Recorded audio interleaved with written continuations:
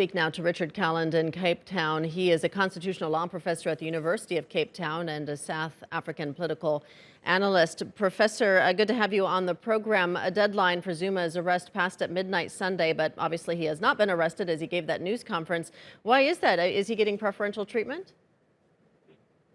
I don't think he's yet getting preferential treatment. It may be a little too early to say that, because the Constitutional Court order, the groundbreaking judgment that was handed down last Tuesday, said that he had to present himself to the security authorities by the end of yesterday.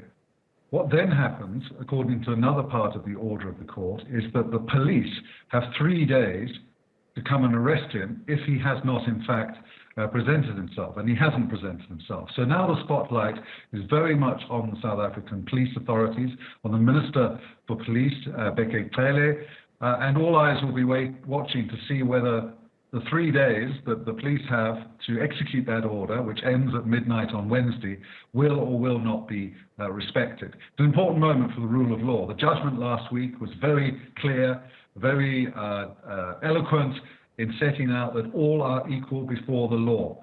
And so therefore it would be very unfortunate were Mr. Zuma to find some loophole, to find some way of avoiding this, and if the government was unable to execute this order. However, a last point, Mr. Zuma goes to court tomorrow, to the Pietermaritzburg High Court, seeking an interdict to stay the execution of this order. So it may well be that the police are waiting to see how those proceedings in the High Court unfold tomorrow before deciding what to do. All right, thanks for explaining that for us. As you mentioned, this was a groundbreaking judgment by the Constitutional Court last week.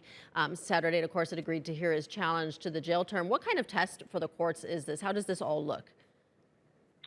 Well, South Africa's rule of law is strong, and it has been stress tested, in particular, by Mr. Zuma over a number of years. And one of the ironies of this whole situation is that Mr. Zuma is very fond of complaining of bias and complaining in a way that undermines or seeks to undermine the integrity of the Constitutional Court and the rule of law in South Africa. And yet, he has benefited from its strength. He's benefited from it by using it to avoid justice, to avoid accountability over a long period of 15 or more years now. So I would argue that one of South Africa's comparative advantages, the institutional strength of its court system, its rule of law, and the way in which the court constructed its judgment last week was really powerful in setting out the fact that everybody is equal before the law and that no one, Mr. Zuma included, shall escape accountability. So where do things stand now with the corruption case against Zuma? Well, that proceeds in the background. There was a postponement of that matter a few weeks ago. It's due to come back in a few weeks' time. And in a sense, it's unaffected by this particular issue with the contempt of court proceedings arising from last week's judgment. They're running in parallel.